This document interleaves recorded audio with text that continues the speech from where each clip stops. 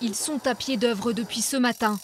Ces techniciens sont chargés de raccorder la fibre à ce hameau isolé de la campagne morbihanaise. L'objectif là, c'est de tirer tout le câble le long des poteaux et après, une fois le câble déployé, les collègues ils se mettent en amont derrière pour armer les poteaux et pouvoir accrocher le câble. Des chantiers de ce type, il y en a plus de 300 en cours dans toute la Bretagne. Tous menés dans le cadre du projet Bretagne très haut débit. Lancé en 2016, ce projet titanesque d'1,7 milliard d'euros doit déployer la fibre optique dans les zones rurales et les villes moyennes. La région, qui a confié la maîtrise de l'ouvrage à la société Mégalis, veut rattraper le retard accumulé ces dernières années. Le démarrage a été compliqué parce que la Bretagne est atypique dans sa manière d'avoir construit des logements un peu partout. Nous avons 200 000 logements isolés dans les campagnes, nous avons beaucoup de hameaux.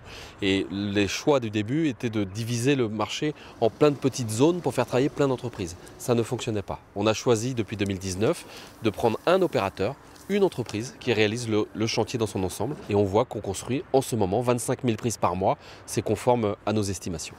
Depuis 2 ans, le déploiement s'est accéléré. 750 000 prises ont été installées partout sur le territoire. À Josselin, près de Ploërmel, l'arrivée de la fibre a changé le quotidien des commerçants. On a moins de soucis de réseau, notamment avec la caisse du bar, qui est, elle, connectée directement sur le réseau, c'est plus facile.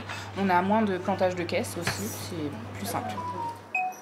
Quand on se retrouve sans terminaux de paiement toute une journée parce que du coup on n'a plus de réseau du tout, c'est la galère.